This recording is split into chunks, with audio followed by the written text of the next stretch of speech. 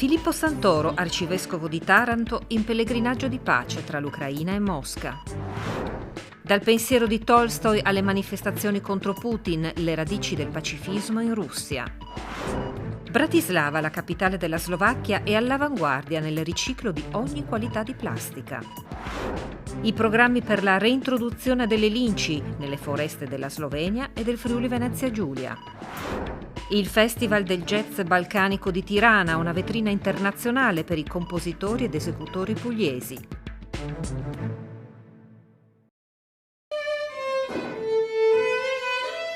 Quello che ci spinge è proprio un desiderio di pace, di condividere la sofferenza di questo popolo e poi in particolare il dialogo con le persone. Queste le motivazioni che hanno spinto Monsignor Filippo Santoro, arcivescovo di Taranto, a intraprendere un pellegrinaggio di pace in Ucraina, dal capoluogo ionico a Kiev. Obiettivo della missione è la consegna di un bassorilievo raffigurante San Michele Arcangelo, donato dall'associazione L'Isola che non c'è di Latiano. C'è San Michele Arcangelo, da un lato c'è la spada per distruggere il male, la morte, la guerra, e dall'altra c'è la bilancia, e poi ad un lato sono raffigurate delle donne, perché è raffigurata la donna la portatrice della vita, la portatrice della pace. Un lungo viaggio a tappe, da Bari a Cracovia in aereo e da lì per oltre 1000 chilometri in auto fino a Kiev, attraverso le strade e le città di un paese martoriato dalla guerra. L'imminenza delle bombe era una minaccia seria.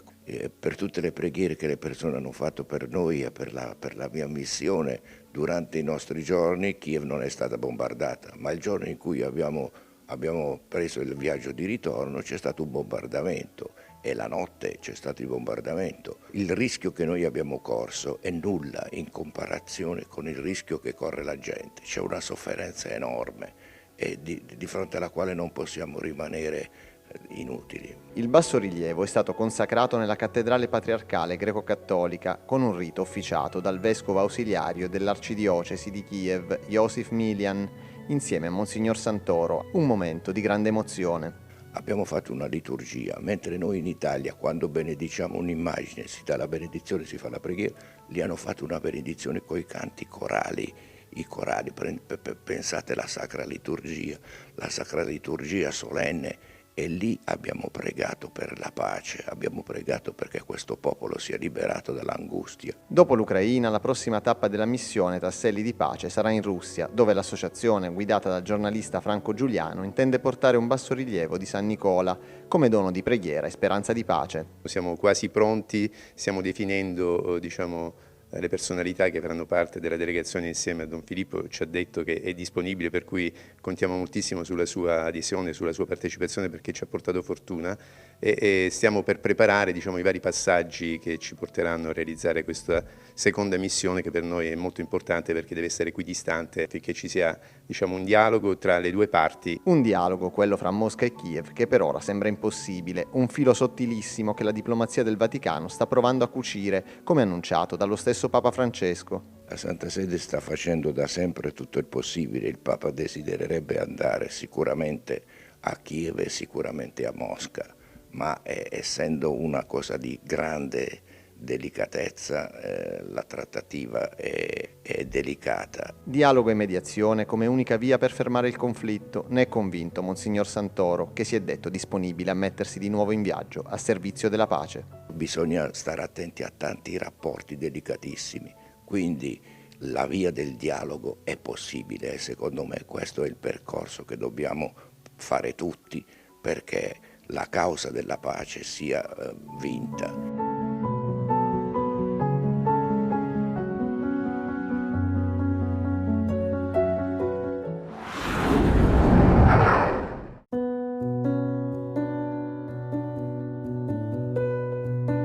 Una piramide di teschi e corvi che la sorvolano, un prete che benedice un campo di battaglia, un prato di cadaveri, dipinti di Vassili Vassilievich Vereshchagin, quadri che ogni russo conosce, schiaffi alla retorica della guerra, dipinti che sono uno dei fondamenti della coscienza pacifista in Russia, pacifismo che nella cultura russa ha radici profonde. E un padre, Lev Tolstoj, l'autore di Guerra e Pace, teorizzò una pratica pacifista a cui si ispirò anche Gandhi. Nasce dall'esperienza della guerra. Tolstoj si arruola nel 51, va prima nel Caucaso, poi nel 55 lo troviamo a Sebastopoli in Crimea. Tolstoj combatte, vede la morte, ha le armi in mano e il pacifismo nasce appunto perché conosce la guerra. E già nel 56, nell'ultimo racconto di Sebastopoli, noi troviamo traccia evidente della sua dottrina della non resistenza al male. Poi ovviamente c'è Guerra e Pace e poi negli anni 70 la sua dottrina comincia ad essere sviscerata, scritta e poi diventerà proprio a livello mondiale il più grande rappresentante del pacifismo, tant'è vero che in Europa il pacifismo si diffonde attraverso i suoi scritti. Al pacifismo di Tolstoj l'Università di Udine ha dedicato un convegno. Ma questa cultura pacifista esiste ancora in Russia? Esiste, sì, il pacifismo di Tolstoj esiste, ma non è la maggioranza. La maggioranza è l'indifferenza e la paura in Russia. A Mosca e San Pietroburgo l'opposizione alla guerra è stata zittita con i manganelli. Molti letterati russi da subito si sono schierati contro l'operazione militare speciale di Putin. Poesie e prose di questi autori sono state raccolte da Massimo Maurizio e Mario Caramitti nel volume Voci russe contro la guerra, scaricabile gratuitamente dal sito dell'Università di Torino.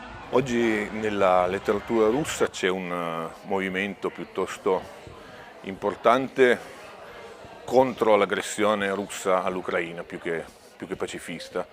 Un movimento che si pone come antibellico, democratico. Chi sono questi autori? Ci sono moltissimi autori che, soprattutto tra i più giovani, soprattutto tra la generazione tra i 30 e i 40 anni, diciamo, moltissime donne.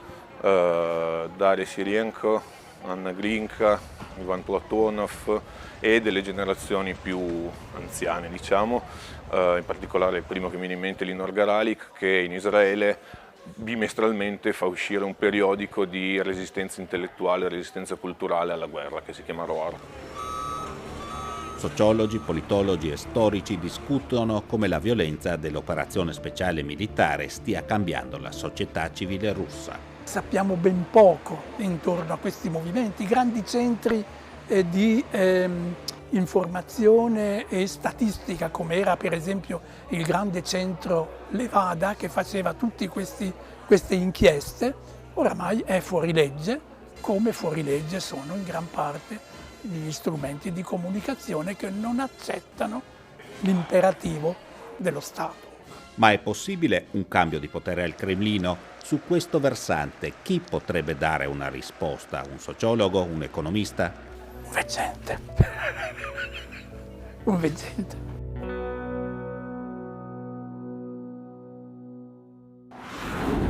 Una nazione in lutto è paralizzata dall'orrore. La Serbia tra mercoledì e giovedì ha subito 2 stragi di massa. A Belgrado un adolescente di 13 anni ha compiuto un massacro nella scuola primaria Ribnikar. Usando 2 pistole di proprietà del padre ha ucciso sul posto 9 persone, 8 compagni di classe ed un custode. Altri 7 bambini e un insegnante hanno subito ferite gravissime. A Mladenovac, un paese ad una quarantina di chilometri di distanza da Belgrado, un ventenne per futili motivi con un fucile automatico ha sparato da un'auto in corsa uccidendo sul posto 8 persone. Un bilancio forse provvisorio. I feriti sono 13, alcuni di questi sono in condizioni disperate. Il presidente serbo Vučić ha annunciato una revisione della legge sul possesso di armi e ha richiesto una riforma del codice per abbassare l'età della responsabilità penale degli adolescenti da 14 a 12 anni.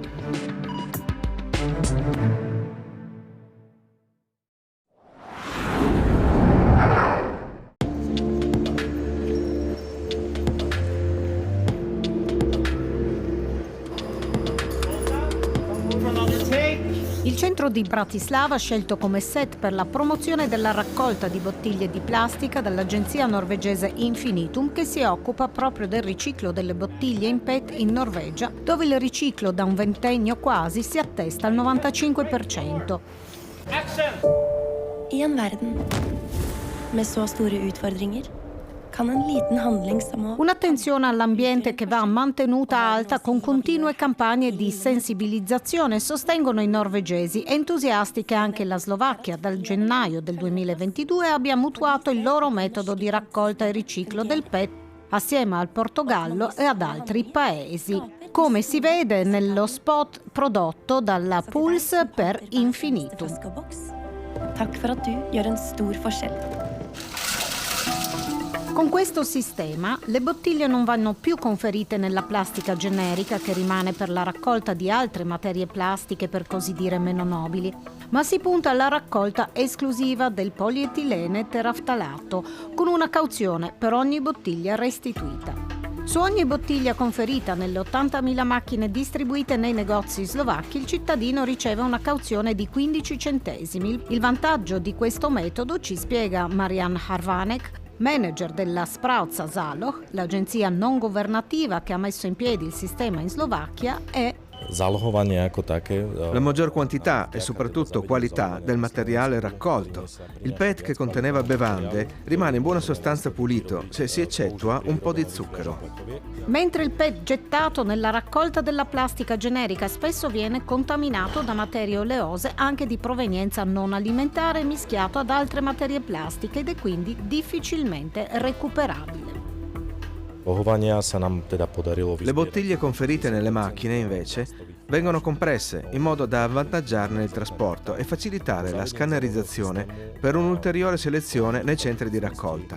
Una selezione talmente precisa che consente di suddividere il materiale da riciclo in base a 5 colori. Questo porta potenzialmente a un riciclo del 90% del materiale raccolto. Prima dell'introduzione del sistema con cauzione, in Slovacchia raccoglievamo circa il 60% delle bottiglie di plastica. In questo primo anno la raccolta è già arrivata al 70%. Siamo molto soddisfatti perché abbiamo superato del 10% il nostro target iniziale. Abbiamo raccolto oltre 820 milioni di bottiglie di plastica e lattine di alluminio. Siamo contenti perché anche i produttori e i negozi ci supportano. Hanno compreso l'importanza di questo sistema. L'agenzia Sprawca Záloh è senza scopo di lucro, ma si finanzia, ci spiega ancora, con i proventi del materiale rivenduto alle aziende che riciclano il PET, dalle cauzioni sulle bottiglie non conferite alle macchine selezionatrici e da una tassa sulla produzione di materie plastiche. Una resistenza iniziale al nuovo sistema di raccolta c'è stata in quanto le bottiglie vanno restituite integre e non schiacciate. Di questo si occupa la macchina.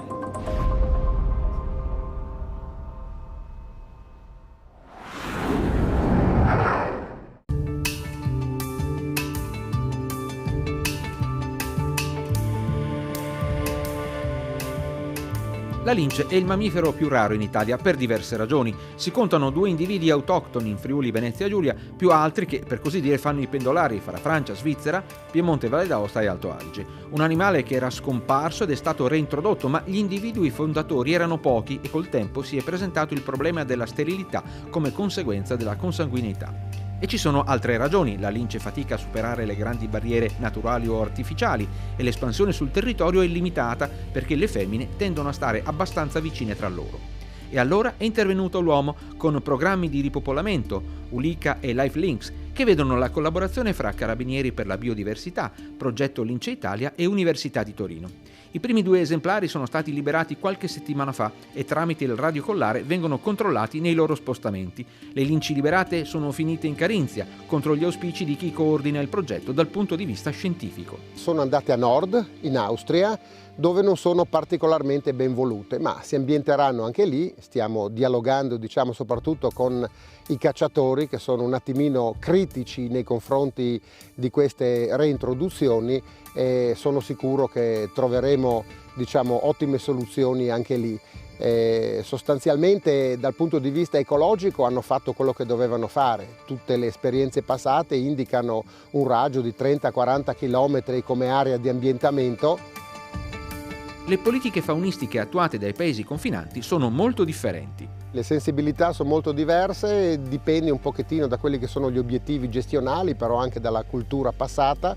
Ci sono appunto territori come l'Austria con un interesse spiccatamente rivolto alle specie di selvaggina cacciabili, anche per degli interessi economici più che leciti, e quindi preoccupazioni nei confronti di potenziali concorrenti come i carnivori, come lo sono la lince e il lupo. Altri paesi come la Slovenia invece, dove una convivenza da sempre fa parte della quotidianità, questi problemi non esistono e anzi nel momento di difficoltà della lince, primi di tutti paradossalmente sono stati i cacciatori a lamentare questo calo e a farsi forti per reintrodurre nuovi individui in grado di rafforzare geneticamente e ridare vitalità a questa specie.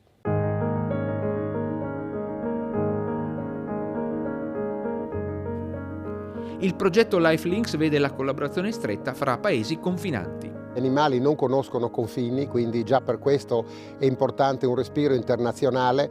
Una popolazione di lince che è fatta almeno di 50-60 individui, considerando che un singolo animale ha bisogno di un territorio di 200 km², ha bisogno di spazi enormi e quindi di collaborazione transfrontaliera. Se in Italia la lince è così rara, in altri paesi dell'Est Europa le popolazioni sono molto vitali. I Carpazi in genere, soprattutto quelli della Romania, si trovano bene perché ci sono ancora foreste estese, molto grandi, ricche di selvaggina, quindi di prede naturali della lince, largamente incontaminate e quindi la popolazione lì può ancora, vivere tranquillamente. Altre nazioni dell'Est Europa dove le linci sono numerose? La Repubblica Ceca, la Slovacchia, qualcosa in Polonia, ma quelle sono sostanzialmente i paesi dell'Est vicino al Mitteleuropa, dove sono più numerose, e se no nel Grande Nord, chiaramente nella Russia, dall'inizio del confine fino su negli Urali.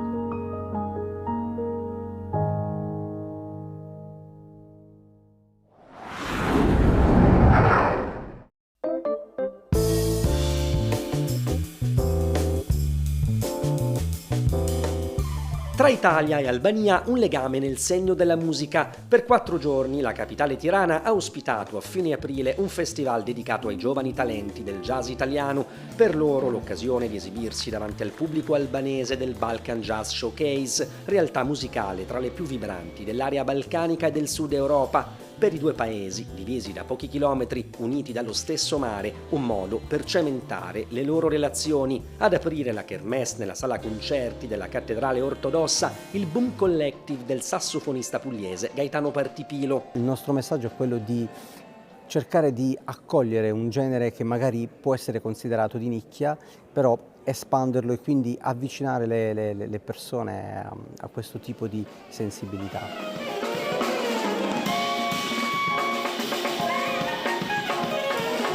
Italy Meets Balkans, l'Italia incontra i Balcani, il titolo dell'evento promosso dall'Istituto Italiano di Cultura a Tirana. Le relazioni tra Italia e Albania sono forti, soprattutto dal punto di vista culturale, ma non solo ovviamente. E comunque in generale il lavoro che si fa nel settore culturale costruisce una base solida e necessaria per tutto quello che viene poi, cioè che appunto poi sono le relazioni economiche, sono le relazioni diplomatiche, il terreno ideale su cui costruire relazioni e su cui costruire rapporti, intrecci e dialogo. Concerti e incontri con i musicisti sono stati organizzati da Albanian Jazz Society, Associazione I-Jazz e Puglia Sounds. È finito il tempo dell'Albania ormai lontano dai processi di sviluppo. L'Albania è pienamente protagonista di percorsi di crescita che interessano ancor più la Puglia proprio per la vicinanza geografica, culturale ed economica. Sui palchi del festival si sono esibite 5 band, oltre all'ensemble di Partipilo, spazio al bolognese Michele Bonifati, al quintetto del tarantino Simone Basile, da Brescia i Daikoda, da Ivrea i Satoyama, ancora dalla Puglia Freedom and Rhythm del batterista Giovanni Angelini. Per i jazzisti italiani l'opportunità di stabilire connessioni con i musicisti e il pubblico albanesi. Siamo nello spazio mediterraneo, siamo tutti mediterranei e così per musicisti jazz dappertutto nel mondo è la stessa lingua, Noi parliamo la stessa lingua, improvvisazione e free spirit. Ho sempre ascoltato musica jazz ed è una musica che nasce dalla contaminazione come concetto base. E io penso che qualsiasi cultura a volte, qualsiasi popolo può entrare in connessione con un altro semplicemente mettendo assieme un po' i propri caratteri, i propri tratti principali, e quindi ogni occasione penso sia buona per trovare delle contaminazioni, specie appunto quando in un caso del genere si può azzardare a dire di essere davvero di fronte a casa. così vicina l'Albania, eppure per molti ancora una terra tutta da scoprire e da cui lasciarsi sorprendere. Non avevo mai avuto modo di visitare Tirana, vedo una città in grande fermento. Ho avuto la stessa sensazione di Berlino negli anni 90, in cui era tutto un cantiere, tutto in costruzione, quindi significa che le cose si stanno muovendo, c'è energia.